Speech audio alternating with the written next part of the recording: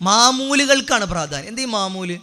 പണ്ട് കാലം മുതലേ ഏതെങ്കിലുമൊക്കെ ഉമ്മമാർ ചെയ്തെന്ന കാര്യം ഉണ്ടാവും, അത് വിടാൻ ഒരു നിലക്കും തയ്യാറാവൂല. അപ്പോൾ നിങ്ങളൊന്ന് ആലോചിച്ച് നോക്കി, എന്തൊക്കെയാണെന്നറിയോ? ഇപ്പോൾ ഒരു കുട്ടി ജനിച്ചാൽ എന്താ സംഭവം? അൽഹംദുലില്ലാ ഖൈർ. അത് ഏത് കുട്ടിയാവട്ടെ, പെൺകുട്ടിയാവട്ടെ ആൺകുട്ടിയാവട്ടെ, ആരോഗ്യപരമായ പ്രശ്നങ്ങളൊന്നുമില്ല എങ്കിൽ അൽഹംദുലില്ലാ ഖൈർ. ഇനി എന്തെങ്കിലും പ്രശ്നങ്ങളുണ്ടോ, മാറ്റാൻ കഴിയുന്നതാണെങ്കിൽ ചികിത്സിച്ച് നമുക്ക് മാറ്റാം. അതിനും ആരാ സഹായം? അള്ളാഹുവിലേക്ക് തന്നെ നമ്മൾ കരങ്ങൾ പ്രാർത്ഥിക്കേണ്ടത്. പക്ഷേ 9-9.5 മാസം കൃത്യമായി വ്യവസ്ഥാപിതമായി 3 അറകൾക്കുള്ളിൽ കിടന്ന് പൊക്കിൾ കൊടിയിലൂടെ ഭക്ഷണം കിട്ടി ആ കുഞ്ഞ് പുറത്തേക്ക് വന്ന് വീണ് കഴിഞ്ഞാൽ പേടിയായി. പിന്നെ എന്തെങ്കിലും കറുത്ത സാധനം മേത്തില്ലെങ്കിൽ പ്രശ്നം. ഒരു കറുത്ത ചരട് കെട്ടിയാലേ ആശ്വാസമുള്ളൂ. കാരണം എന്ത് ചെയ്യും? കുട്ടി നല്ല തൂക്കുണ്ട്, നല്ല വെളുപ്പുണ്ട്, ചൊറുക്കുണ്ട്. ആരെങ്കിലും വന്ന് കാണുമ്പോൾ പ്രശ്നമാണ്. ഞാൻ ചോദിക്കട്ടെ പ്രിയമുള്ളവരെ, 9-9.5 മാസക്കാലം ആ കുട്ടിയുടെ ദേഹത്ത് ഒരു നൂലുമില്ലല്ലോ, ഒരു നൂലുണ്ടായില്ലല്ലോ, ആ കുഞ്ഞിന് പ്രശ്നം ഉണ്ടായില്ലല്ലോ. എന്തേ ആ കുഞ്ഞ് പുറത്തേക്ക് ഈ ഭൂമിയിലേക്ക് പിറന്നു വീണപ്പോൾ നമുക്ക് ഇത്ര ബേജാറ്? ആ 9-9.5 മാസക്കാലം കാത്ത പടച്ചോൻ തന്നെ ഇനിയും ആ കുഞ്ഞിനെ കാക്കില്ലേ? എന്തിനാണ് നമുക്ക് അങ്ങനെ ഒരു പേടി? അതെന്തേ? അതിപ്പോൾ എങ്ങനെ നമ്മൾ ചെയ്യാണ്ടിരിക്കുക? പണ്ട് കാലത്തെ ഉമ്മാരൊക്കെ ചെയ്യണല്ലേ, ഇതാണ് മാമൂല് അല്ലേ? ഇപ്പം കഴിഞ്ഞ ആഴ്ച പോലും എൻ്റെ അടുത്ത ഒരു സുഹൃത്ത് വല്ലാത്ത മാനസിക പ്രയാസം. അപ്പം ഞാൻ ചോദിച്ചു എന്താ പ്രശ്നം എന്നാ. അപ്പോൾ പറയാം, വീട്ടിൽ നിന്ന് വല്ലാത്തൊരു പ്രശ്നം. എന്തേ? അവൻ്റെ ഉപ്പാൻ്റെ ജ്യേഷ്ഠൻ്റെ മകൻ്റെ, അവൻ്റെ മൂത്താപ്പാൻ്റെ മോൻ്റെ ഭാര്യ പ്രസവിച്ചു. മൂത്താപ്പാൻ്റെ മോൻ്റെ കുട്ടിയുണ്ടായി. അപ്പോൾ എന്ത് ചെയ്യണം? ഇവന് ഒരു കുട്ടി ഉണ്ടായപ്പോൾ അവൻ്റെ സാമ്പത്തിക സ്ഥിതി അനുസരിച്ച് ഒരു ചെറിയ സ്വർണം കെട്ടിക്കൊടുത്തിട്ടുണ്ട്. ഉമ്മാൻ്റെ വാക്കെന്താ? ഓല് കെട്ടിയതല്ലേ, നമ്മൾ കെട്ടിയിട്ടില്ലെങ്കിൽ ഓലെന്താ പറയാ? ഒരു സാധുവാണ്, സാധാ പെയിൻറ്റിങ് പണിക്ക് പോകുന്നൊരു ചെറുപ്പക്കാരൻ. ഓൻ പറ, എൻ്റെ ഇത് പൈസ ഇല്ല. ഉമ്മ ഇതെന്നെ പറയുന്നു, ഭാര്യ ഇതെന്നെ പറയുന്നു, ഞാൻ എന്താ ചെയ്യുക? അപ്പോൾ എന്നോട് പറയാ, എന്താ അന്നത്തെ സ്വർണത്തിൻ്റെ വില എന്നൊക്കെ അറിയില്ല, ഞാൻ എവിടുന്ന പൈസ ഉണ്ടാക്കുക? എടാ ചെറുപ്പക്കാരൻ കടം വാങ്ങി ഉമ്മയുടെയും ഭാര്യയുടെയും നിർബന്ധത്തിന് വഴങ്ങി സ്വർണം വാങ്ങിച്ചു കൊടുത്തു. ഇനി ആ കടം വീട്ടാൻ വേണ്ടി ചെറുപ്പക്കാരൻ രാപ്പകലില്ലാതെ അധ്വാനിക്കണം. നിങ്ങളൊന്ന് ആലോചിച്ച് നോക്കിയേ, നമുക്കിടയിലുള്ള ചില ചിന്തകളാണ് ഇതൊക്കെ. ഇങ്ങോട്ട് തന്നാലേ പിന്നെ ഇങ്ങോട്ട് കിട്ടുള്ളൂ, അങ്ങോട്ട് എന്തെങ്കിലും കൊടുത്താലേ അണക്കുണ്ടാകുമ്പോൾ ഇങ്ങോട്ട് കിട്ടുള്ളൂ അല്ലേ? ഇതെന്താണെന്നറിയോ? പറയാൻ എളുപ്പ. അവിടെയാണ് നേരത്തെ പറഞ്ഞത്. എന്തുകൊണ്ടാണ് ഇണകളിൽ നിന്നുള്ള സമ്മർദ്ദം കൊണ്ടാണ് 60% പുരുഷന്മാരും മരണപ്പെടുന്ന കണക്ക് വരാനുള്ള കാരണം എന്താ? നിങ്ങളിങ്ങനെ ആലോചിച്ച് നോക്കി. ഇത് പറയാൻ എളുപ്പ, പക്ഷെ ഒരു പുരുഷൻ്റെ മനസ്സിലുണ്ടാകുന്ന പ്രയാസം, സമ്മർദ്ദം, അത് എത്ര വലുതാണെന്നറിയോ? കാരണം അയാൾ പലതും ആലോചിക്കുക. നാളെ പണിയുണ്ടോയെന്ന് ഒരാൾക്ക് അറിയില്ല. തലേന്ന് രാത്രി വിളിച്ചെന്ന് പണിയുണ്ട്, നാളെ പണിയുണ്ടെന്ന് പറഞ്ഞാലേ പണിയുള്ളൂ, ജോലിയുള്ളൂ. അങ്ങനെ ജീവിക്കുന്ന ഒരു ചെറുപ്പക്കാരൻ്റെ മനസ്സിലേക്ക്, അല്ലെങ്കിൽ മനുഷ്യന്മാരുടെ മനസ്സിലേക്ക് നമ്മളിങ്ങനെ മുൻകാലങ്ങളെയും മാമൂലുകളെയും വെച്ച് മുന്നോട്ട് പോയി കഴിഞ്ഞാൽ എങ്ങനെ മനുഷ്യൻ മുന്നോട്ട് പോകും? അവിടെയാണ് നമ്മൾ ഈമാനും ഇസ്ലാമും നമ്മുടെ കുടുംബത്തിലുണ്ടോ എന്ന് ആലോചിക്കേണ്ടത്. ചെറിയ കാര്യമല്ല. നമ്മുടെ കയ്യിൽ സാമ്പത്തികമായ ശേഷിക്കും അനുസരിച്ചുണ്ടെങ്കിൽ അത് കൊടുക്കാം. ആ ശേഷി ഉള്ള ആളുകൾ കൊടുക്കുന്നത് കണ്ടിട്ട് നമ്മൾ എന്ത് ചെയ്യേണ്ട? ബാക്കിയുള്ളവർ ഇല്ലാത്തവർ പ്രയാസപ്പെടേണ്ട. അപ്പോൾ അത് കിട്ടിയ ആൾക്കാരെന്താ വിചാരിക്കേണ്ടത്? അവരെയും കൊണ്ടത് സാധിക്കൂല എന്നാ. പക്ഷെ ഇവരെന്താ വിചാരിക്കുക അല്ലേ? അങ്ങനെയുള്ള ചിന്താധാരകളുമായി എങ്ങനെയാണ് കുടുംബങ്ങളുമായി മുന്നോട്ട് പോവുക പ്രിയമുള്ളവരെ? അപ്പം ഞാൻ ഹുന്ന ലിബാസുൻ ലക്കും വ അൻതും ലിബാസുൻ ലഹുല്ല എന്ന് പറഞ്ഞതിൻ്റെ ആദ്യത്തെ ഭാഗമാണത്. നിങ്ങൾ ആദർശപരമായ പൊരുത്തം നിങ്ങളിൽ ഉണ്ടാവണം എന്നാണ്. അത് നമ്മൾ ഉണ്ട് എന്ന് ഉറപ്പുവരുത്തുക. രണ്ടാമത്തെ ഒരു ഭാഗം എന്താണെന്നറിയോ? ലിബാസ് എന്നുള്ളതിനെ കൊണ്ട് ഉദ്ദേശിച്ചത് ഇപ്പോൾ വസ്ത്രം അല്ലേ? വസ്ത്രം നമുക്ക് ചൂടുന്നും തണുപ്പുന്നൊക്കെ എന്താണ്? സുരക്ഷിതത്വം നൽകും അല്ലേ? ചൂടും തണുപ്പും കുടുംബത്തിൽ എപ്പോഴും ഉണ്ടാകുന്ന സംഗതിയാണിത്. എന്ത്? ചൂടും തണുപ്പും. ഒന്നില്ലെങ്കിൽ ഭയങ്കര ചൂടായിരിക്കും രണ്ടാളും, അല്ലെങ്കിലോ ഭയങ്കര തണുപ്പായിരിക്കും. ഇത് രണ്ടും നമുക്കെങ്ങനെയാണോ വസ്ത്രം സുരക്ഷിതത്വം നൽകുന്നത് അതുപോലെ നിങ്ങൾ പരസ്പരമാകണം എന്നാ. ഇതാണ് ഞാൻ പറഞ്ഞത്. വേറെ ഒരു കിതാബിലും ഒരാളുടെ പ്രസംഗത്തിലും ഇങ്ങനെയുള്ള കൽപ്പന കാണൂല. കാരണം അത് മനുഷ്യനെ സൃഷ്ടിച്ച പടച്ചോൻ പറഞ്ഞ വാക്കാ. ലിബാസ് അത് ചെറിയ വാക്കല്ല. ചൂടും തണുപ്പും ഒക്കെ നമുക്ക് സുരക്ഷിതത്വം വസ്ത്രം നൽകുന്നുണ്ടെങ്കിൽ നിങ്ങൾ പരസ്പരം അങ്ങനെയാകണം എന്നാണ് അല്ലേ. ഇന്ന് കുടുംബജീവിതത്തിൽ തകരുന്നതിലെ മറ്റൊരു കാരണം എന്താ? മനുഷ്യരുടെ സ്വഭാവ ദൂഷ്യാണ്. സ്വഭാവം, പ്രയോഗങ്ങൾ, സംസാരങ്ങൾ. ഒന്നുകിൽ തർക്കിക്കുന്നവർ, തർക്കം അല്ലേ, എപ്പോഴും അങ്ങോട്ടും ഇങ്ങോട്ടും തർക്കിക്കുക, ഒന്ന് പറഞ്ഞാൽ അതിനിറക്കിക്കുക അല്ലേ. പലപ്പോഴും ചിലർക്ക് പറയും എന്ത് ചോദിച്ചാലും മൂപ്പര് മിണ്ടൂല, ഒന്ന് മിണ്ടി കിട്ടണ്ടേ, എന്തെങ്കിലും ഒന്ന് പറയാം. അല്ലെങ്കിൽ മൂപ്പര് പറയും എന്ത് പറഞ്ഞാലും ഇങ്ങനെ ചാടി കളിക്കുന്നു, ഒന്ന് നല്ല നിലക്ക് പറയാം എന്ന് നമ്മൾ ആലോചിച്ച് ആ വീടിന് പുറത്തിറങ്ങിയിട്ട് നമ്മൾ നാട്ടിലത്തെ ഒരാളെ കാണുകയാണെങ്കിലോ മൂപ്പര് കൈ കൊടുക്കും, സലാം പറയും, ചിരിക്കും, ഒക്കെ പറയും. വീടിനുള്ളിൽ കണ്ട് കയറിയാലോ? എന്തുകൊണ്ടാണ് റസൂലുള്ളാഹി സ്വല്ലല്ലാഹി അലൈഹി വസല്ലമ ഏറ്റവും നല്ല മനുഷ്യൻ ആരാണെന്ന് ചോദിച്ചപ്പോൾ അത് പറയാനുള്ള അധികാരം അയൽവാസി കൊടുത്ത്? എന്തുകൊണ്ടാണ്? കൃത്യമായിട്ട് അറിയാം എന്താ അവിടെ നടക്കുന്നത് എന്നുള്ളത്, എന്താണ് അവിടെ നടക്കുന്നതെന്ന് കൃത്യമായിട്ട് അറിയാം. അപ്പം നമ്മൾ ആലോചിക്കേണ്ടത് അള്ളാഹു നമ്മളോട് പറഞ്ഞൊരു വാക്ക് ലിബാസ് എന്നാണ്. നമ്മൾ പരസ്പരം വസ്ത്രങ്ങൾ പോലെയാണ് എന്നാണ്. ഒരാൾക്ക് എന്തെങ്കിലുമൊക്കെ ഒരു ചൂടും തണുപ്പൊക്കെ ഉണ്ടെങ്കിൽ അത് ശമിപ്പിക്കേണ്ടത് മറ്റേയാളാണ്. ആ ബോധം നമുക്ക് ഉണ്ടാവണം. അതില്ലാത്ത പ്രശ്നം എന്താണെന്ന് ഉണ്ടാക്കണമെന്ന് അറിയോ? കുടുംബം തകരുകയാണ്, കുടുംബ തകർച്ചയാണ്. ഇനി മൂന്നാമത്തെ ഒരു ഭാഗം നോക്കും നിങ്ങൾ. വസ്ത്രം മനുഷ്യൻ്റെ നഗ്നത മറക്കും. ഏറ്റവും വലിയ കാര്യമാണുള്ളത് നഗ്നത മറക്കുക എന്നുള്ളത്. മനുഷ്യർക്ക് പലതരത്തിലുള്ള പ്രശ്നങ്ങൾ ഉണ്ടാകും. ഒരു ഭാര്യയ്ക്കും ഒരു ഭർത്താവിനും എല്ലാവർക്കും ന്യൂനതകളുണ്ട്. ഇപ്പം എൻ്റെ ന്യൂനതകൾ എൻ്റെ ഭാര്യയ്ക്കറിയാം, എൻ്റെ ഭാര്യ ന്യൂനതകൾ എനിക്കും അറിയാം. അത് ഞാൻ നാലാളോട് പറഞ്ഞു നടന്നാലോ എന്തായിരിക്കും അവസ്ഥ? അല്ലെങ്കിൽ എൻ്റെ ഭാര്യ എന്നെക്കുറിച്ച് പറഞ്ഞു നടന്നാലോ എനിക്ക് നാട്ടിൽ ഇറങ്ങി നടക്കാൻ പറ്റുമോ? അതുകൊണ്ട് അള്ളാഹു നമ്മളോട് പറഞ്ഞത് നിങ്ങൾ പരസ്പരം വസ്ത്രങ്ങളാകുമ്പോൾ നഗ്നത നിങ്ങളുടെ വസ്ത്രങ്ങൾ മറക്കുന്നത് പോലെ നിങ്ങളുടെ പോരായ്മകൾ, ന്യൂനതകൾ നിങ്ങൾ എന്ത് ചെയ്യണം? മറച്ചു വെക്കണം എന്നാ. പക്ഷെ ഇന്ന് ഏറ്റവും വലിയ അപകടം എവിടെയാണ്? ഇന്ന് ആ മറച്ചു വെക്കലിന് പകരം പറയല്ല ചെയ്യണത്. നേരെ ഈ സാധനം എടുത്തിട്ട് ഹലോ ഗൈസ് എൻ്റെ ഭർത്താവ് എന്ന് പറഞ്ഞ് തുടങ്ങുകയാണ്. നേരിട്ട് പറഞ്ഞ ഒരാളെ കാണുള്ളൂ, ഇന്ന് ലക്ഷക്കണക്കിന് ആളുകളിലേക്ക് എത്തുക. കാരണം എന്താ? എന്തെങ്കിലും പ്രശ്നമുണ്ടോ വീട്ടിൽ നിന്ന് നേരെ ലൈവാണ്, അല്ലെങ്കിൽ നേരെ യൂട്യൂബ് ചാനലിലാണ്. ഇത് പരസ്യപ്പെടുത്തുകയാണ് ആളുകളുടെ മുൻപിൽ. ഈ പരസ്യപ്പെടുത്തൽ കൊണ്ട് എന്താ സംഭവിക്കണമെന്നറിയോ? എന്താ സംഭവിക്കണേ? പുതുതായി കുടുംബജീവിതത്തിലേക്ക് പ്രവേശിക്കുന്ന ആളുകൾ ഇനി ഒരിക്കലും അതിന് തയ്യാറാവൂല, ഒരിക്കലും തയ്യാറാവൂല. അതല്ല ഏറ്റവും വലിയ അപകടം, അതല്ല ഏറ്റവും വലിയ അപകടം. അപ്പം നമ്മുടെ ജീവിതത്തിൽ ഉണ്ടാകുന്ന പോരായ്മകൾ, ന്യൂനതകളൊക്കെ പരസ്പരം മറച്ചു വെക്കാൻ നമുക്ക് കഴിയണം.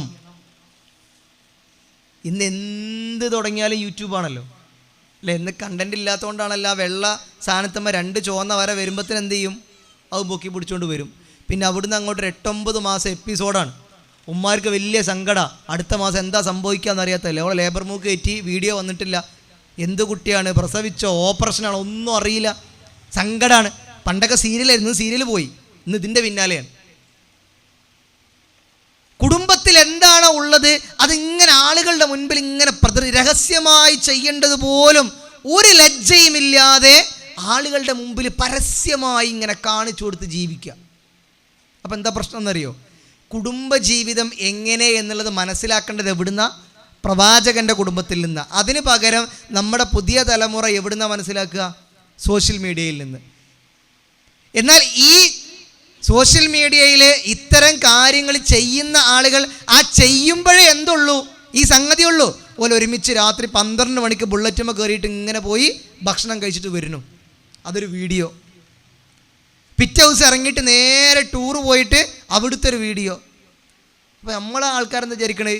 ഇതാണ് കുടുംബജീവിതം എന്നാ. കല്യാണം കഴിഞ്ഞാൽ ഓളെന്താ വിചാരിക്കണത്? മൂപ്പരെന്താ ബുള്ളറ്റ് എടുത്ത് വരാത്ത, രാത്രി പോകണ്ടേ? അപ്പോൾ ഈ ഭാവത്തിനുണ്ടോ ബുള്ളറ്റ്? കുടുംബജീവിതം എന്താണ് എന്ന് തിരിച്ചറിയേണ്ടത് അള്ളാഹുവിൻ്റെ കിതാബിൽ നിന്നും പ്രവാചകൻ്റെ ജീവിതത്തിൽ നിന്നുമാണ്. പക്ഷെ അത് നേരെ തിരിച്ചുവിടുന്ന മനസ്സിലാക്കുന്നത് ഇത്തരം സോഷ്യൽ മീഡിയകളിൽ നിന്നാണ്. അത് വലിയ അപകടമാണ് ഉണ്ടാക്കുന്നത്. ഇപ്പം ഈ വിഷയങ്ങൾ ചെയ്യുന്ന ആളുകൾ പോലും അത് ചെയ്യുമ്പോഴല്ലോ, അത് ചെയ്ത് കഴിഞ്ഞാലോ അവരുടെ ജീവിതം അത്രയും വലിയ പ്രയാസമാണ്. ചെയ്യുമ്പോൾ ചിരിക്കുന്നു, ആടുന്നു, പാടുന്നു, പക്ഷെ അത് കഴിഞ്ഞാലോ അവരതിനേക്കാൾ പ്രയാസത്തിലും അവസ്ഥയിലുമാണ്. അപ്പം നമ്മൾ ആലോചിക്കേണ്ടത് യഥാർത്ഥ ജീവിതം, കുടുംബജീവിതം എന്താണെന്നുള്ള നമുക്ക് കൃത്യമായിട്ട് അറിയാം. നേരത്തെ പറഞ്ഞ പോലെ ആ മുതലിൽ അങ്ങോട്ട് കൊണ്ടുവരണ്ടെന്ന് പറഞ്ഞ അവസ്ഥയാണെന്നുള്ള നമുക്ക് കൃത്യമായിട്ട് അറിയാം അല്ലേ? പക്ഷേ ജീവിതത്തിലേക്ക് കടന്നു വന്ന തുടക്കം കുറിച്ച ആൾക്ക് ഇതറിയോ? അപ്പം ഞാനിങ്ങനെ ആലോചിച്ചൊരു കാര്യം ഞാൻ ഇന്നേ വരെ എവിടെയും കേട്ടിട്ടില്ല കേട്ടോ, ഇങ്ങനൊരു കാര്യം. കുടുംബജീവിതത്തിലേക്ക് വിവാഹം കഴിഞ്ഞ് വരുന്ന ഒരു പുതിയാപ്പിള, ഒരു പുതിയണ്ണ്, തുടക്കം ഒരു കൗമാരക്കാരൻ തുടങ്ങുകയാണ് ജീവിതം. മനസ്സിൽ കുറേ ആഗ്രഹങ്ങളുണ്ട്. എന്തൊക്കെ തീരുമാനിക്കും അവർ? ടൂറ് പോകാൻ തീരുമാനിക്കുക, ഏറ്റവും പ്രധാനം അല്ലേ? അതാണ് ഏറ്റവും പ്രധാനം. ഇനി പോയിട്ടില്ലെങ്കിൽ അമ്മക്കും പ്രയാസമാണ്, ഇവരെന്താ പോകാത്തു എന്നുള്ള നമ്മളെ പ്രശ്നം. ഇവർ ശരിയായിട്ടില്ലേ, ഇതൊക്കെ ചോദ്യം ഉണ്ടാവും, നമുക്കിങ്ങനെ പ്രശ്നങ്ങളുണ്ടാവും അല്ലേ? ഒന്നാമത്തെ പ്രയോറിറ്റി അതാണല്ലോ, ടൂർ പോകുക എന്നുള്ള. രണ്ടാമതോ കുറച്ചും കൂടിയൊക്കെ ദീനൊക്കെ ഉണ്ട്, എന്നാൽ കുറച്ചും കൂടിയൊക്കെ മോഡേൺ ആണെങ്കിൽ ഓരോ ഒരുമിച്ച് രാത്രി ഒരു സിനിമക്കൊക്കെ പോയി 2-2.5 മണിക്കൂർ മാളിലൊക്കെ പോയി സിനിമയൊക്കെ കണ്ട് ഇങ്ങനെ പുറത്തുനിന്നൊക്കെ ഭക്ഷണം കഴിച്ച് വന്നാൽ ഉമ്മക്ക് വലിയ ഹാപ്പിയാണ്. ഇന്ന് പുറത്തുനിന്ന് ഭക്ഷണം കഴിച്ചില്ല, സന്തോഷമായി. പ്രിയമുള്ളവരെ, ഞാൻ ഇന്നേ വരെ കണ്ടിട്ടും കേട്ടിട്ടില്ല കേട്ടോ, കല്യാണം കഴിഞ്ഞിട്ട് ഈ 2 ആളുകൾ തീരുമാനിക്കുകയാണ് നമുക്ക് ഖുർആൻ പഠിക്കാൻ വേണ്ടി പോകണം, ലേണിംഗ് ക്ലാസ്സിന് പോകണം. എവിടെയെങ്കിലും നിങ്ങൾ പറയും കല്യാണം കഴിഞ്ഞ് ഒരു പുതിയാപ്പിള ആദ്യ രാത്രി തീരുമാനിക്കുകയാണ്, ഫസ്റ്റ് നൈറ്റിൽ തീരുമാനിക്കുകയാണ് അടുത്ത ആഴ്ച മുതൽ നമ്മുടെ നാട്ടിൽ ആഴ്ചയിൽ ഒരു ദിവസം ലേണിംഗ് ക്ലാസ് ഉണ്ട്, അതിന് നമുക്ക് ഒരുമിച്ച് പോകണം. എന്നെക്കാട്ടിലും ജീവിത പരിചയം ഉണ്ടല്ലോ നിങ്ങൾ എവിടെയെങ്കിലും അങ്ങനെ കാഴ്ച കണ്ടിട്ടുണ്ടോ? ഉണ്ടോ? ഇല്ലല്ലോ. എന്തേ അതില്ലാത്ത? ലേണിംഗ് ക്ലാസ് ഇല്ല അതിൻ്റെ അല്ലല്ലോ, 2-3 ഗ്രൂപ്പ് നടത്തുന്ന ലേണിംഗ് ക്ലാസ് നമ്മുടെ നാടുകളിലുണ്ടല്ലോ, എണ്ണത്തിൽ കൂടുതലില്ലേ. പക്ഷെ എന്താ സംഭവിക്കാത്തെന്ന് വെച്ചാൽ, ഞാൻ ഈ ലോകത്ത് നിന്ന് മരിച്ചു പോകുമെന്നും മരിച്ചാൽ എനിക്ക് കിടക്കേണ്ട ഒരു ഖബർ, ആ ഖബറിൽ ഞാൻ കാണുകയും കേൾക്കുകയും ചെയ്യേണ്ട ചോദ്യങ്ങൾ, അത് കഴിഞ്ഞ് ഉയർത്തെഴുന്നേൽപ്പും കഴിഞ്ഞ് റബ്ബിൻ്റെ മുമ്പിൽ നിൽക്കേണ്ട നിൽപ്പ് എനിക്കെൻ്റെ ജീവിതത്തിൽ ഉണ്ട് എന്ന് കേൾക്കുകയല്ലാതെ മനസ്സിലില്ല. അത് മനസ്സിലുണ്ടാകുക എപ്പോഴാണെന്നറിയോ? ഞാൻ നേരത്തെ പറഞ്ഞ കുറച്ചൊക്കെ നിങ്ങളെ പോലെ പ്രായമായാൽ പിന്നെ ആ ചിന്ത വരും. അതുവരെ എന്തേ ഉള്ളൂ? ഞാൻ വെച്ചാൽ അങ്ങനെ ഒരു തീരുമാനം ആരും എടുത്തിട്ടില്ലല്ലോ. ഇപ്പോൾ ലേണിംഗ് ക്ലാസ് എടുക്കുന്ന ആൾക്കാർ എന്നെ പോലെ എവിടെയും കുറേ ആൾക്കാർ, നിങ്ങൾ ആരെങ്കിലും കണ്ടിട്ടുണ്ടോ അങ്ങനെ ഒരാൾ കല്യാണം കഴിഞ്ഞിട്ട് 2 പേരും ഭാര്യയും ഭർത്താവും ഒരുമിച്ച് വന്നിരിക്കണത്? ഇല്ല. പക്ഷെ അതിന് പ്രകാരം എവിടെ ഉണ്ട്? ജീവിതത്തിൽ ആസ്വാദനങ്ങളും സന്തോഷങ്ങളും ഒക്കെ ലഭിക്കുന്ന സ്ഥലങ്ങളിൽ നമ്മൾ പോകുന്നുണ്ട്. ഇനി അങ്ങനെയാണെങ്കിൽ ഞാൻ ചോദിക്കട്ടെ, ലോകത്ത് നിങ്ങൾ ഇന്ത്യൻ മെഡിക്കൽ അസോസിയേഷൻ്റെ പഠന റിപ്പോർട്ട് എടുത്ത് നോക്കിയാൽ മനുഷ്യരിൽ ഏറ്റവും ബാധിക്കുന്ന രോഗമായി 7ാമതായി എണ്ണി പറഞ്ഞത് ഡിപ്രഷൻ എന്നാണ്. ഡിപ്രഷൻ രോഗം അവർ പറയുന്നത് 5 വർഷം കഴിയുമ്പോഴത്തേക്ക് ആ രോഗം 1ാമത്തെ നമ്പറിലേക്ക് മനുഷ്യനെ ബാധിക്കുന്ന ഏറ്റവും വലിയ പ്രശ്നം ഡിപ്രഷനാണ് എന്ന് 1ാമതിലേക്ക് എത്തുന്ന. അങ്ങനെയാണെങ്കിൽ നമ്മുടെ നാട്ടിൽ ആസ്വദിക്കാൻ സൗകര്യങ്ങൾ കുറവാണ്. പാർക്കുകളില്ലേ? ഇഷ്ടം പോലെ പാർക്കുണ്ട്. മാളുകളില്ലേ? ഇഷ്ടം പോലെ ഉണ്ട്. ടൂറിസ്റ്റ് കേന്ദ്രങ്ങളില്ലേ? ഉണ്ട്. ഇതൊക്കെ ഉണ്ടായിട്ട് എന്താണ് മനുഷ്യന് ഡിപ്രഷൻ വരുന്നത്? എന്താ ഡിപ്രഷൻ വരാൻ കാരണം? പ്രിയമുള്ളവരെ, വിശുദ്ധ ഖുർആനിലെ 1ാമത്തെ അധ്യായം അൽഹംദുലില്ലാഹി റബ്ബിൽ ആലമീൻ അർറഹ്മാനിർ റഹീം മാലിക് യൗമിദ്ദീൻ. നിങ്ങൾ ഓരോ ആയത്തെടുത്ത് നോക്കിയേ. അല്ലാഹുവേ നിനക്കാണ് സർവസ്തുതിയും, ഈ ലോകത്തിൻ്റെ പൂർണ്ണ അധികാരമുള്ള അല്ലാഹുവേ നിനക്കാണ് സർവസ്തുതിയും. അർറഹ്മാനിർ റഹീം, നീയാണ് കാരുണ്യവാൻ, നീയാണ് പരമകാരുണ്യവാൻ. ഈ വിശ്വാസമുള്ള ആളുകളുടെ മനസ്സിൽ എന്തില്ല? ഡിപ്രഷൻ ഇല്ലാന്ന്. ഡിപ്രഷൻ ഉണ്ടാവുക എപ്പോഴാ? നമ്മുടെ ജീവിതത്തിൽ പ്രിയമുള്ളവരെ, എനിക്കുള്ള പ്രയാസങ്ങളും ദുഃഖങ്ങളും ഞാൻ എങ്ങനെയാണ് മാറ്റുക എന്നുള്ള ചിന്ത കൊണ്ട് വരുന്നതാ. അതുകൊണ്ടാണ് പടച്ച റബ്ബ് പറഞ്ഞത്, വിശ്വാസികൾ പൂർണ്ണമായും വിശ്വാസിയാകുന്ന എപ്പോഴാ? അവൻ്റെ കാര്യങ്ങൾ തവക്കൽതു അലല്ലാഹ് എന്ന് പറയുമ്പോഴാണ് അത് പൂർത്തിയാവുക. എൻ്റെ ജീവിതത്തിൽ എന്ത് സംഭവിച്ചാലും തവക്കൽതു അലല്ലാഹ്, ഞാൻ അള്ളാഹുവിൽ ഭരമേൽപ്പിക്കുന്നു എന്ന് പറയുന്നതിലൂടെ അത് പരിപൂർണമാവുള്ളൂ. അതില്ലാത്ത ഒരാളാണെങ്കിലോ അയാൾക്ക് പ്രയാസം തന്നെയല്ലേ, പ്രശ്നമല്ലേ? അയാളുടെ കച്ചവടത്തിലെ പ്രശ്നങ്ങളുണ്ട്, കുടുംബപരമായ പ്രശ്നങ്ങളുണ്ട്, വ്യക്തിപരമായ പ്രശ്നങ്ങളുണ്ട്. ഇതൊക്കെ പേറി നടക്കുന്ന ഒരു മനുഷ്യൻ എന്ത് ചെയ്യും? ജീവിതം അവസാനിപ്പിക്കാൻ തോന്നും. അതല്ല, ഈ പ്രയാസം നൽകിയ റബ്ബ് തന്നെ അതിനപ്പുറത്ത് എനിക്കൊരു എളുപ്പ വഴിയും നൽകുമെന്ന് വിശ്വസിക്കുന്ന ഒരാൾക്ക് ലാ ഇലാഹ ഇല്ലല്ലാ വിശ്വസിച്ച ഒരാൾക്ക്, തവക്കൽതു അലല്ലാ എന്ന് പറഞ്ഞ് വിശ്വസിച്ച ഒരാൾക്ക്, നിങ്ങളൊന്ന് ആലോചിച്ച് നോക്കിയേ, അയാൾക്ക് സമ്മർദ്ദവും പ്രശ്നവും ഈ പറഞ്ഞ രീതിയിൽ ഡിപ്രഷനും ഇല്ല. കാരണം അയാൾക്ക് സഹായിക്കാൻ ആരുണ്ട്? അല്ലാഹ് ഉണ്ട് എന്നുള്ള ചിന്തയാണ്. പ്രിയമുള്ളവരെ, നമ്മുടെ ജീവിതത്തിൽ നമ്മളിങ്ങനെ ആലോചിക്കേണ്ടത്, അള്ളാഹു നമുക്ക് നൽകുന്ന ഈ അനുഗ്രഹങ്ങളൊക്കെ നാളെ റബ്ബ് ചോദിക്കുമെന്നാണല്ലോ. ആ ചോദിക്കുന്ന റബ്ബിൻ്റെ മുമ്പിൽ ഉത്തരം നൽകണമെങ്കിൽ കുടുംബം നമുക്കൊരനുഗ്രഹമാണ്. ഈ അനുഗ്രഹമായ കുടുംബത്തിൽ നമ്മുടെ ജീവിതത്തെക്കുറിച്ച് ചോദിക്കുകയാണ്, ആദർശത്തെക്കുറിച്ച്, നമ്മുടെ രഹസ്യപര ജീവിതങ്ങളെക്കുറിച്ച്, നമ്മുടെ ഇണയുമായി ബന്ധപ്പെട്ട ജീവിതങ്ങളെക്കുറിച്ച് ഇതൊക്കെ റബ്ബ് ചോദിക്കുകയാണ്. അപ്പം നമ്മൾ ആലോചിക്കണം, പടച്ചോനെ, എൻ്റെ കുടുംബത്തിൽ എനിക്ക് സ്വസ്ഥതയും സമാധാനവും കിട്ടാത്തത് കൊണ്ട് എന്ത് ചെയ്യാൻ പറ്റില്ല, ഇതിങ്ങനെയാണെന്ന് ചിന്തിക്കേണ്ട. നമ്മുടെ ജീവിതത്തിൽ ചില പ്രശ്നങ്ങളുണ്ട്, ചില പ്രതിസന്ധികളുണ്ട്. ആ പ്രശ്നങ്ങളെയും പ്രതിസന്ധികളെയുമാണ് നമ്മൾ തിരിച്ചറിയേണ്ടത് എന്ന യാഥാർത്ഥ്യമാണ് പ്രിയമുള്ളവരെ നമുക്ക് ബോധ്യമുള്ളത്. ഇനി നാലാമത്തെ ഒരു ഭാഗം, വല്ല അഴുക്കുമൊക്കെ വസ്ത്രത്തിൽ സംഭവിച്ചാൽ നമ്മൾ എന്താ കാട്ടുക? ഇപ്പം ചെളി സംഭവിച്ചു, ചെളി ഉണ്ടായി, വസ്ത്രം വലിച്ചെറിയോ? ഇല്ല, കഴുകി വൃത്തിയാക്കും അല്ലേ? ഹുന്ന ലിബാസുല്ലക്കും വഅൻതും ലിബാസുല്ലഹുന്ന. പരസ്പരം വസ്ത്രങ്ങളാണ്. ഒരു പ്രശ്നം വരുമ്പോഴത്തേന് എന്ത് ചെയ്യണ്ട? വലിച്ചെറിയേണ്ടതല്ല ഇണതുണ ബന്ധം. വസ്ത്രം കഴുകി വൃത്തിയാക്കുന്നത് പോലെ ഒന്ന് സംസാരിച്ചാൽ, ഒന്ന് അടുത്തിരുന്നാൽ. അതുകൊണ്ടാണ് ഇസ്ലാമിൽ എന്ത് പറഞ്ഞത്? നിങ്ങൾ വിവാഹബന്ധം വേർപ്പെടുത്തുമ്പോൾ പോലും എന്ത് ചെയ്യണം? നിങ്ങൾ പിന്നീട് ഒരുമിച്ച് തന്നെയാണ്, ആ വീട്ടിൽ തന്നെയാണ് നിൽക്കേണ്ടത് കുറച്ച് കാലം കൂടെ. ഇനി എവിടെയെങ്കിലും അവർ ഒരുമിക്കാനുള്ള ഒരു അവസരം, ഒരു ചാൻസ് ഉണ്ടോ എന്നുള്ളതാ. എന്ത് പരിഭവം ഉണ്ടെങ്കിലും ചിലപ്പോൾ ഒന്ന് അടുപ്പം ഇരുന്നാൽ, ഒന്ന് ഒരുമിച്ചിരുന്നാൽ, ഒന്ന് ചേർന്ന് നിന്നാൽ ആ പ്രശ്നങ്ങളൊക്കെ തീരും. ഒരാൾ ഒന്ന് താഴ്ന്നു കൊടുത്താൽ ആ പ്രശ്നങ്ങൾ തീരും. അതാണ് അള്ളാഹുവിൻ്റെ ഖുർആൻ പറഞ്ഞത്. ഇപ്പം നിങ്ങൾ നോക്കിയേ, ഉന്ന ലിബാസും ലക്കും വഅൻതും ലിബാസും ലഹുല്ല എന്ന് പറഞ്ഞ ഒരായത്തിൻ്റെ വ്യാപ്തി എത്ര വലുതാന്ന് നോക്കിയേ. ചെറിയ 2-3 വാക്കുകളേ ഉള്ളൂ അതിൽ. പക്ഷെ പരസ്പരം വസ്ത്രങ്ങളാണെന്ന് പറയുന്ന പ്രയോഗം നമ്മുടെ കുടുംബത്തിലേക്ക് ഏറെ ചിന്തയോടുകൂടി നമ്മൾ ചേർത്ത് വെക്കേണ്ട ഒരു കാര്യമാണ്. ഇനി പ്രിയമുള്ളവരെ, രണ്ടാമത്തൊരു ഭാഗം കുടുംബത്തിലെ നമ്മളെ പെരുമാറ്റവുമായി ബന്ധപ്പെട്ട കാര്യമാണ്. അതിലേറ്റവും പ്രധാനപ്പെട്ട ഒന്ന് നമ്മുടെ സംസാര രീതിയാണ്. സംസാര രീതി. ഇപ്പോൾ ഞാൻ ഒരു പ്രധാനപ്പെട്ട ഒരു കാര്യം നിങ്ങളോട് ചോദിക്കുകയാണ്. ഇപ്പോൾ ഭാര്യയും ഭർത്താവും ആകുമ്പോൾ പരസ്പരം എന്താ വിളിക്കുക? ഇവിടെ എന്താ വിളിക്കുക? ഭാര്യമാരെന്താ ഭർത്താക്കന്മാരെ വിളിക്കുക? പേരിൻ്റെ കൂടെ ഒരു കാ ചേർക്കും. അങ്ങനെയാണോ? ഇക്ക അല്ലെങ്കിൽ കാക്കു അല്ലേ? അങ്ങനെ എന്തെങ്കിലുമൊക്കെ വിളിക്കും അല്ലേ? നമ്മളെന്താ ഭാര്യമാരെ വിളിക്കുക? പറയാൻ പറ്റാത്തൊന്നുമല്ലല്ലോ അല്ലേ? ഒന്നില്ലെങ്കിൽ പേര് വിളിക്കും, സ്വാഭാവികമാണ് അല്ലേ? ഇങ്ങനെയുള്ള വിളികളിൽ പോലും ഏറെ സ്നേഹം കാണിച്ചിരുന്നു നമ്മുടെ മുത്ത് റസൂൽ സല്ലല്ലാഹു അലൈഹി വസല്ലം. നിങ്ങളൊന്ന് ആലോചിക്കണം കേട്ടോ അത് അല്ലേ? ഇപ്പം നമ്മളൊന്നല്ലേ ഇക്കളിയെ അധികം സാധാരണ ആണുങ്ങൾ വിളിക്കുന്നൊരു സംഗതി കാണില്ല. എന്താ? പേരൊന്നും വിളിക്കൂല, വരുമ്പോൾ തന്നെ ഒരു 4-5 സൗണ്ട് ഉണ്ടാക്കും. ഹേയ്, ഓയ്, എവിടെ അല്ലേ? അപ്പത്തിന് നമ്മൾ എന്താ ചെയ്യണമെന്ന് വെച്ചാൽ അതൊക്കെ ഇട്ട് നമ്മൾ ഓടി വന്നിട്ടുണ്ടാവും. നിങ്ങളൊന്ന് ആലോചിച്ച് നോക്കി അല്ലേ? അല്ലെങ്കിൽ നമ്മൾ ചെയ്യാൻ എന്താ പറയുക? നമ്മളും അങ്ങനെ തന്നെ പറയാം അല്ലേ? നോക്കിയും ഇങ്ങോട്ട് നോക്കിയും എന്നൊക്കെ. റസൂലുള്ള ആയിഷ റളിയല്ലാഹു അൻഹ എന്താ വിളിച്ചതെന്നറിയോ? റസൂൽ അങ്ങനെ വന്നിട്ട് വീട്ടിലേക്ക് കയറുമ്പോൾ റസൂലുള്ള വിളിക്കാണ്, യാ ആയിഷ്, യാ ആയിഷ്. ആയിഷാന്ന് ഫുള്ള് വിളിക്കൂല, യാ ആയിഷ്.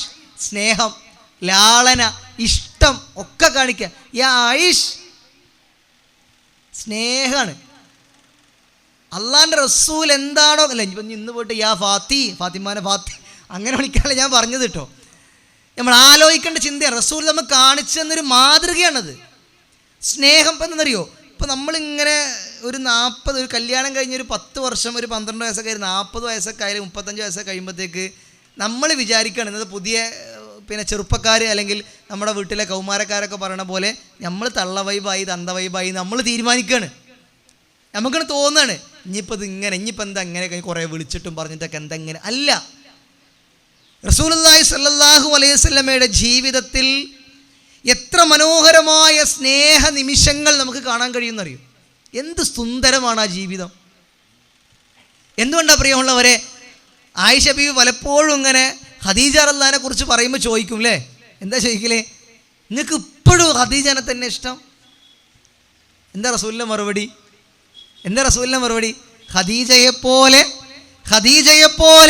ഒരു ഇണ ഇനി എൻ്റെ ജീവിതത്തിൽ ഉണ്ടാവില്ല, അവിടേക്ക് എത്തൂല എന്നുള്ള. ഖദീജ എനിക്ക് നൽകിയ സ്നേഹവും എനിക്ക് നൽകിയ സുരക്ഷിതത്വവും അത് അത്രമേൽ വലുതാണ്.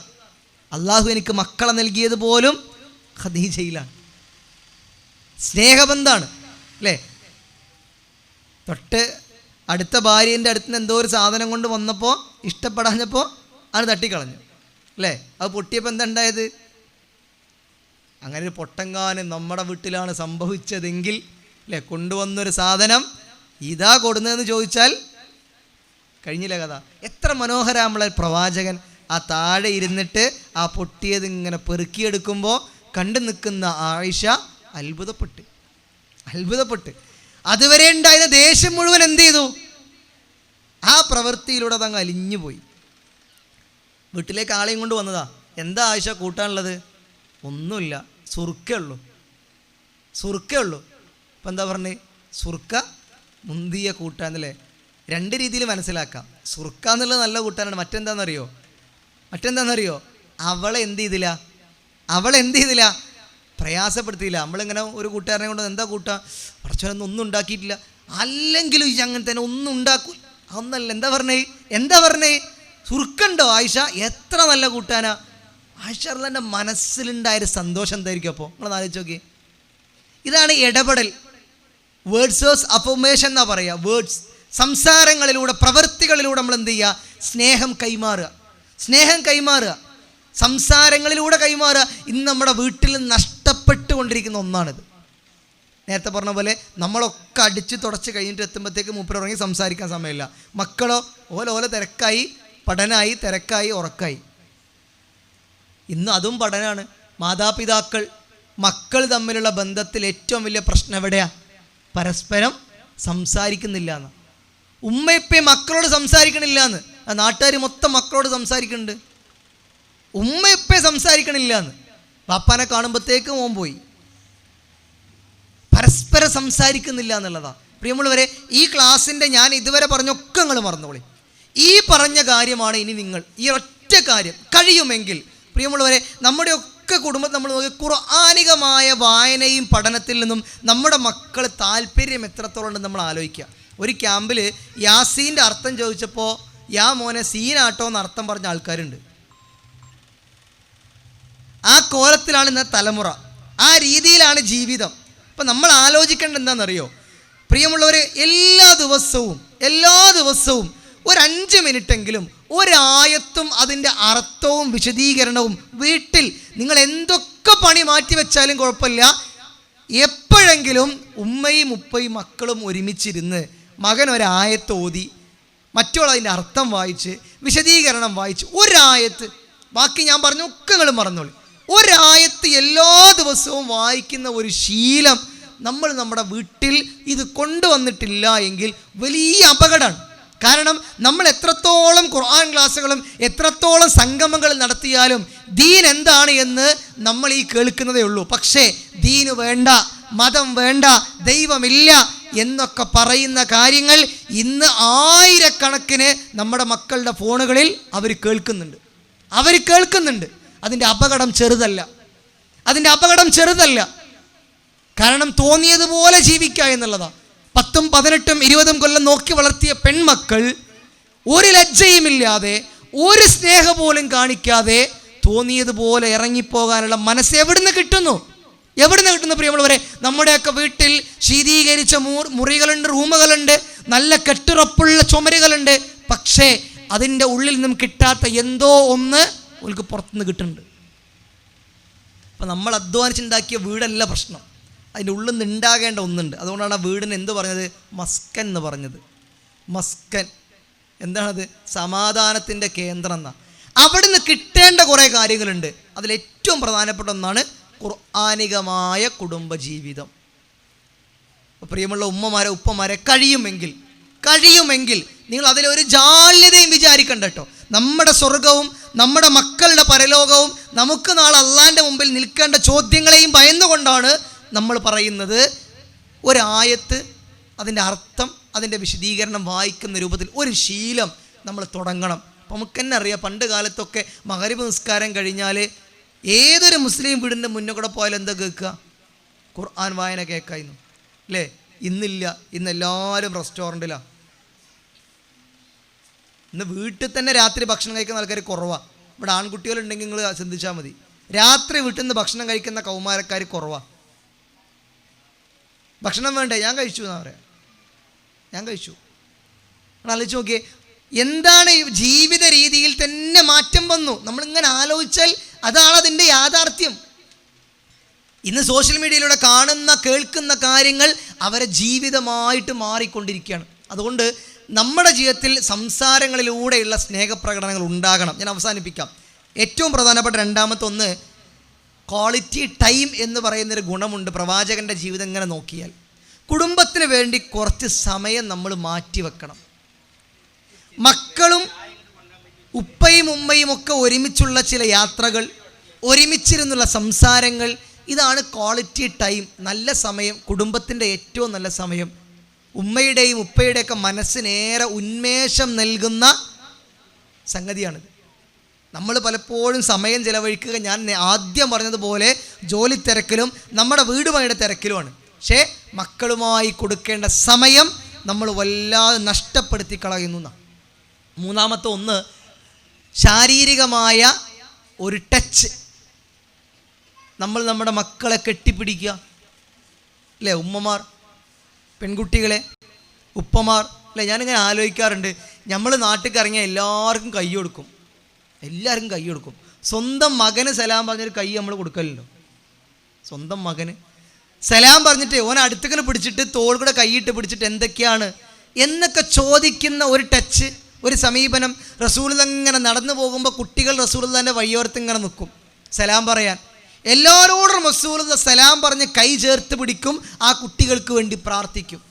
നോക്കിയേ, നമ്മുടെ ജീവിതത്തിൽ നമ്മുടെ കുടുംബങ്ങളിൽ ഉണ്ടാകേണ്ട ശീലമാണ് റസൂലുള്ളാഹി സ്വല്ലല്ലാഹു അലൈഹി വസല്ലമ വളരെ കൃത്യമായി നമുക്ക് പറഞ്ഞു നൽകിയത്. പ്രിയമുള്ളവരെ, ഞാൻ അവസാനിപ്പിക്കാം. ഇപ്പോൾ കുടുംബജീവിതത്തിൽ നമ്മൾക്ക് ഉണ്ടാകേണ്ട ആദർശപരമായ ചിന്തകളും സാംസ്കാരികവും സംസ്കാരവുമായി ബന്ധപ്പെട്ടതുമൊക്കെ ഇസ്ലാമികമായ ജീവിത രീതിയിലുണ്ട്. അതിനപ്പുറത്ത് നമ്മൾ ഏതൊരു ജീവിത രീതിയെ നമ്മൾ തിരഞ്ഞെടുത്താലും അവിടെ പരിപൂർണമായും വിജയം കണ്ടെത്താൻ നമുക്ക് സാധ്യമാവുകയില്ല. പ്രശ്നങ്ങൾ, പ്രതിസന്ധികൾ എല്ലാം അനുഭവിക്കേണ്ടി വരും. അതുകൊണ്ട് പരിപൂർണമായി ഇസ്ലാമികമായ ഒരു കുടുംബ ജീവിതത്തെ ഉണ്ടാക്കിയെടുക്കാൻ പ്രിയമുള്ളവരെ നമുക്ക് സാധിക്കണം. ഞാൻ അവസാനിപ്പിക്കാം. നമ്മുടെ ജീവിതത്തിൽ ഈ ലോകത്തിനുള്ള ഏറ്റവും അവസാനം എന്ന് പറഞ്ഞാൽ മരണമാണ്. മരണമാണ്. ഇപ്പം കഴിഞ്ഞ ദിവസങ്ങൾ ശ്രദ്ധിച്ചോ എന്നറിയില്ല, മങ്കട പ്രദേശത്തൊരു മരണം ഉണ്ടായി അല്ലേ? രാത്രി ഭാര്യ മരിച്ചു, രാവിലെ മയ്യത്ത് നമസ്കരിക്കുകയാണ്. ഇമാമ് നിന്നത് ഭർത്താവ്. നമസ്കാരത്തിനിടെ കുഴഞ്ഞു വീണ് ഭർത്താവ് മരിച്ചു. ഒരേ ദിവസം രണ്ടുപേരും അള്ളാൻ്റെ വിളിക്ക് ഉത്തരം നൽകി. ആ കുടുംബത്തിൻ്റെ ഒരു ചെറിയ ബന്ധം ഞങ്ങളുടെ നാട്ടിലുണ്ട്. ഞാൻ അദ്ദേഹത്തോട് ചോദിച്ചറിഞ്ഞു കുടുംബത്തെക്കുറിച്ച്. ആ ഉമ്മയെയും ആ ഉപ്പയെയും കുറിച്ച് ആ നാട്ടിലെ ആളുകൾക്കുള്ള സംസാരം എത്ര മനോഹരമാണെന്നറിയുമോ? ദീനീപരമായ കാര്യങ്ങൾ സജീവമായി നിലനിൽക്കുക രണ്ടുപേർ. അള്ളാഹു അവർക്ക് രണ്ടുപേർക്കും സ്വർഗം നൽകി അനുഗ്രഹിക്കുമാറാകട്ടെ. നമ്മളൊന്ന് ആലോചിച്ചോക്കെ, സംതൃപ്തി അടഞ്ഞ മരണം എന്നൊക്കെ ഖുർആൻ പറഞ്ഞില്ല നമ്മോട്.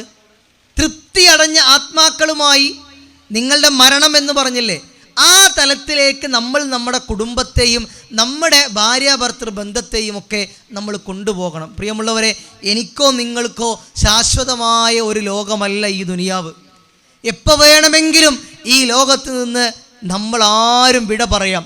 അതുകൊണ്ട് പരിപൂർണമായി നമ്മൾ ശ്രദ്ധിക്കേണ്ട പ്രധാനപ്പെട്ട ഒരു കാര്യം, നമ്മളുടെ മക്കളുടെ വിഷയത്തിൽ പ്രിയമുള്ളവരെ ദീൻ അവർക്ക് നൽകി എന്ന് ഉറപ്പുവരുത്തണം. നമ്മൾ ഉറപ്പുവരുത്തണം. അല്ലെങ്കിൽ നമ്മുടെ മയ്യത്ത് പള്ളിയിൽ കൊണ്ടുവന്ന് വെച്ചാലും 1000 രൂപയ്ക്ക് ഒരാൾ ഏർപ്പാടാക്കി ഇമാമ നിൽക്കുന്നവരായി അവർ പിറകിൽ നിൽക്കും. അതിനപ്പുറത്ത് ഉമ്മയുടെ മയ്യത്ത് നമുക്കൊരു ഉറപ്പ് കിട്ടും. ഞാൻ മരിച്ചാലേ ഉമ്മ, ഞാൻ മരിച്ചാൽ എൻ്റെ മയ്യത്ത് സ്ത്രീകളുടെ ഭാഗത്ത് കൊണ്ടുവന്ന് വെച്ചാൽ അവരുടെ മുൻപിൽ നിൽക്കാൻ എൻ്റെ മകളുണ്ട് എന്നൊരുറപ്പ്, അത്രേ വേണ്ടുള്ളൂ. പള്ളിയിൽ ഒന്നാമത് സഫലിൻ്റെ മയ്യത്തിങ്ങനെ വെച്ചാൽ അതിൻ്റെ മുൻപിൽ നിൽക്കാൻ എൻ്റെ മകൻ എനിക്ക് വേണ്ടി പ്രാർത്ഥിക്കാൻ ഉണ്ട് എന്ന് ഒരുറപ്പ് നമ്മുടെ ജീവിതത്തിൽ ഉണ്ടാക്കണം. ഇതൊന്നും ശ്രദ്ധിക്കാതെ കുടുംബത്തിന് വേണ്ടി നമ്മൾ രാപ്പകല് കടന്ന് വിയർപ്പൊഴുക്കി അധ്വാനിച്ച് എത്ര സമ്പത്തുണ്ടാക്കിയാലും പ്രിയമുള്ളവരെ, ഞാനും നിങ്ങളും ഈ ലോകത്ത് നിന്ന് വിട പറയുമ്പോൾ ഒന്നും കൊണ്ടുപോകാനില്ല. നാളെ അള്ളാഹിൻ്റെ കോടതിയിലേക്ക് ചെല്ലുമ്പോൾ നമ്മുടെ ഇബാദത്തുകളല്ലാതെ നമുക്കൊന്നുമില്ല. അതുകൊണ്ട് നമ്മുടെ ഇബാദത്തുകളൊക്കെ നമ്മൾ ശ്രദ്ധിക്കേണ്ടത് പ്രിയമുള്ളവരെ, എൻ്റെ ഈ ലോകത്തെ അവസാന പ്രവർത്തനമാണ് ഈ ഇബാദത്ത് എന്ന ചിന്തയോടുകൂടി വേണം നമ്മൾ പ്രവർത്തിക്കാൻ. ഞാൻ അവസാനിപ്പിക്കുന്നു, ഒരു അനുഭവം കൂടെ പറഞ്ഞുകൊണ്ട് അവസാനിപ്പിക്കാം. കഴിഞ്ഞ കോവിഡ് ഉള്ള സമയം വിദേശത്താണ് ഞാൻ ജോലി ചെയ്യുന്നൊരു സന്ദർഭം. ഇസ്ലാഹി സെൻറ്ററുമായി ബന്ധപ്പെട്ട് ഖുർആൻ ലേണിംഗ് ക്ലാസ്സിലൊക്കെ പഠിതാവായി ഉണ്ടായിരുന്ന ഒരു കുടുംബം, അതിലെ 22 വയസ്സുള്ള ഒരു ചെറുപ്പക്കാരൻ, അവനൊരു അസുഖമുണ്ട്, ശരീരത്തിൻ്റെ എല്ലുകൾ ഇങ്ങനെ പൊടിഞ്ഞു പോകുന്ന ചെറിയൊരു അസുഖമുണ്ട് അവന്. ഈ അസുഖമുണ്ടായിരിക്കെ തന്നെ അവന് കോവിഡ് പിടിപെട്ടു. ഹാർട്ടിനെയാണത് ബാധിച്ചത്. അവൻ കിടപ്പിലായി. പലപ്പോഴും ഞാൻ എൻ്റെ സംസാരങ്ങളിൽ ഈ അനുഭവം പറയാറുണ്ട്. കാരണം വല്ലാത്തൊരു അനുഭവമാണിത്. ഈ ലോകത്തിന് നമ്മൾ എന്തേ സമ്പാദിച്ചത് എന്ന് ചോദിച്ചാൽ അതിന് ഉത്തരം ലഭിക്കുന്ന ഒരനുഭവം. അവസാനം ആ ചെറുപ്പക്കാരൻ ഒരു നിലക്കും തിരിച്ചു വരാൻ സാധ്യതയില്ലാത്തൊരവസ്ഥയിലേക്ക് ശാരീരിക അവസ്ഥ മാറി. ഡോക്ടർ പറഞ്ഞു ഇനിയൊരു തിരിച്ചു വരവിന് ചാൻസ് വളരെ കുറവാണ്. ഒരു ദിവസം രാവിലെ ഡോക്ടർ വന്ന് പരിശോധിച്ചിട്ട് പറയുന്നു, ഏകദേശം ഒരു 6 മണിക്കൂറിനുള്ളിൽ ഈ ചെറുപ്പക്കാരൻ്റെ ബോധം നഷ്ടപ്പെടും. ആരോഗ്യസ്ഥിതി വെച്ചിട്ട് അങ്ങനെയാണ്, ഒരു വേള മരണവും സംഭവിച്ചേക്കാം എന്നാണ്. അപ്പോൾ ഇസ്ലാഹി സെൻറ്ററിലെ പ്രവർത്തകരും ആ ചെറുപ്പക്കാരൻ്റെ ഉമ്മയും ബാപ്പയൊക്കെ ഉണ്ട് അവിടെ, കൂടി ആലോചിക്കുകയാണ്. എന്താ ആലോചിക്കണമെന്നറിയോ? മോനെ, ഒരു 6 മണിക്കൂറുടെ കഴിഞ്ഞാൽ ഒന്നുകിൽ നീ മരിക്കും, നിൻ്റെ ബോധം നഷ്ടപ്പെടുമെന്ന് ഈ ചെറുപ്പക്കാരനോട് പറയണ്ടേ എന്നുള്ളതാണ്. അവൻ്റെ ഉപ്പ പറഞ്ഞതെന്നറിയോ? എൻ്റെ മകനോട് പറയണം. അവൻ അവസാനമായി ഇനി എന്തെങ്കിലും ബാക്കിയുണ്ടെങ്കിൽ അവൻ അതൊക്കെ ചെയ്തു കൊള്ളട്ടെ എന്ന. ഒരു ഉമ്മയും ഉപ്പയും ഒരു റൂമിലിരുന്ന് അവരുടെ മകൻ്റെ കൈ രണ്ടുപേരും ചേർത്ത് പിടിച്ച് വിറങ്ങലിച്ച ശരീരവുമായി ഒരു ഉമ്മ കണ്ണീരുമായി ഇരുന്ന് തൊട്ടപ്പുറത്ത് പിടയുന്ന നെഞ്ചകവുമായി ആ ഉമ്മ മകനോട് പറയാണ്, മോനെ, ഒരു 6 മണിക്കൂർ കഴിഞ്ഞാൽ ഞങ്ങളുടെ പൊന്നുമോൻ നീ ഉണ്ടാകുന്നു എന്നറിഞ്ഞത് മുതൽ ഏറെ സ്നേഹം കാണിച്ച് വാത്സല്യം കാണിച്ച് നിനക്ക് വേണ്ടി സമ്പാദിച്ചു വെച്ച് നിന്നെ സ്നേഹിച്ചു തുടങ്ങിയ ഞങ്ങൾ നിന്റെ മുമ്പിൽ പറയുന്നത് ഒരു 6 മണിക്കൂർ കഴിഞ്ഞാൽ നീ ഞങ്ങളെ വിട്ടു പിരിയുമെന്നാണ് പറഞ്ഞു അവനോട്. ളുഹ്ർ കഴിഞ്ഞ് അവനെ കാണാൻ വേണ്ടി ഞങ്ങൾ ചെന്നപ്പോൾ അവൻ്റെ ഉമ്മ പറഞ്ഞൊരു വാക്കെന്താണെന്നറിയോ? എൻ്റെ മകൻ ബുദ്ധി വെച്ച് നമസ്കരിക്കാൻ തുടങ്ങിയ കാലം മുതൽ എൻ്റെ മകനെ ഞാൻ കാണുന്നുണ്ട്. പക്ഷേ എൻ്റെ മകൻ ഇന്ന് ളുഹ്ർ നമസ്കരിച്ചത് ഞാൻ കണ്ടു. 20 മിനിറ്റിലേറെ എൻ്റെ മകൻ ളുഹ്ർ നമസ്കരിച്ചു. ഓരോ സുജൂദ് ചെയ്തവൻ എഴുന്നേൽക്കുമ്പോഴും അവൻ സുജൂദ് ചെയ്ത ഭാഗത്ത് അവൻ്റെ കണ്ണുനീര് ഞാൻ കണ്ടു. ഈ ലോകത്തിനേക്ക് റബ്ബിൻ്റെ മുൻപിൽ ഒരു സുജൂദ് ചെയ്യാനില്ല.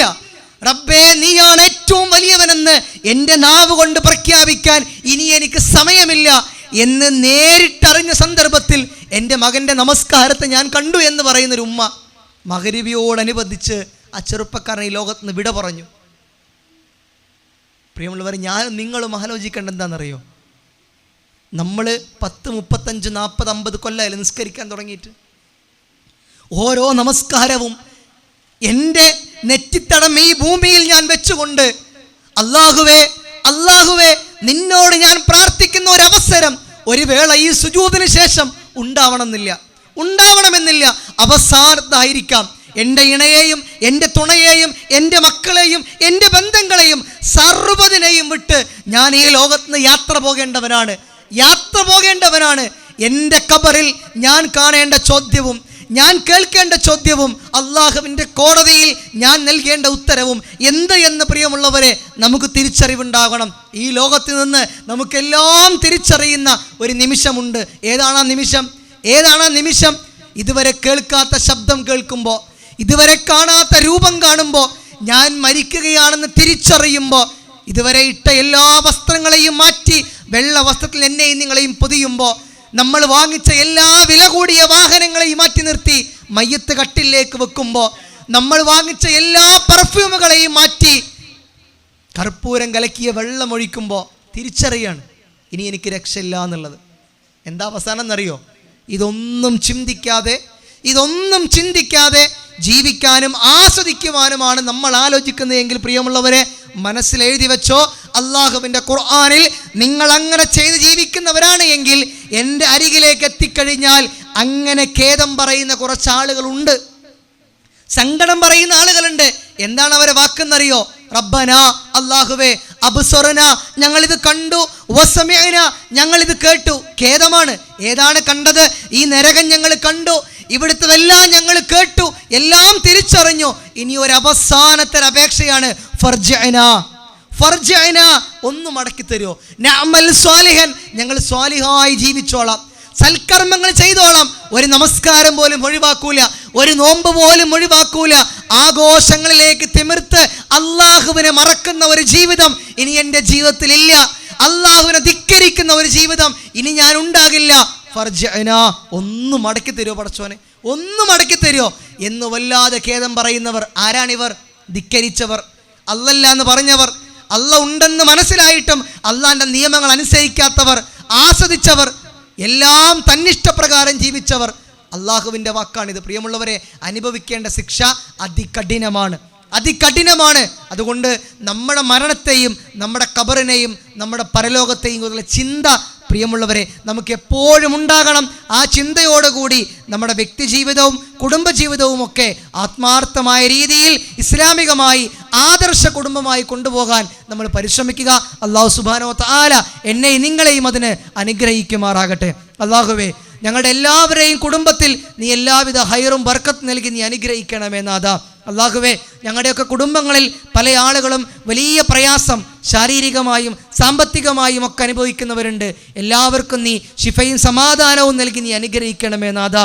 ഞങ്ങളിൽ നിന്ന് വിട പറഞ്ഞു പോയ ഞങ്ങളുടെ മാതാപിതാക്കൾ, ഉമ്മമാർ, ബന്ധുമിത്രാദികൾ, ഭാര്യാഭർത്താക്കന്മാർ, മക്കൾ, അല്ലാഹുവേ, ഞങ്ങളെ എല്ലാവരെയും നിന്റെ ജന്നാത്തുൽ ഫിർദൗസിൽ നീ ഒരുമിച്ച് കൂട്ടി അനുഗ്രഹിക്കണമേ നാഥാ. അല്ലാഹുവേ, ഞങ്ങളുടെ മക്കളിൽ നിന്ന് കൺകുളിർമയും സമാധാനവും നൽകി നീ അനുഗ്രഹിക്കണമേ നാഥാ. എവിടെ വെച്ച് മരിച്ചാലും മുസ്ലിമായിട്ട് മരിക്കാൻ, ലാ ഇലാഹ ഇല്ലല്ലാ എന്ന് ഉച്ചരിച്ചു കൊണ്ട് മരിക്കാനുള്ള തൗഫീഖ് ഞങ്ങൾക്ക് ഏവർക്കും നീ പ്രദാനം ചെയ്ത് അനുഗ്രഹിക്കണമേ നാഥാ. اللهم اجرنا من النار اللهم اجرنا من النار اللهم اجرنا من النار اللهم اعز الاسلام والمسلمين واذل الشرك والمشركين ربنا تقبل منا انك انت السميع العليم ربنا آتنا في الدنيا حسنة وفي الآخرة حسنة وقنا عذاب النار آمين آمين برحمتك يا أرحم الراحمين وآخر دعوانا الحمد لله رب العالمين السلام عليكم ورحمة الله وبركاته.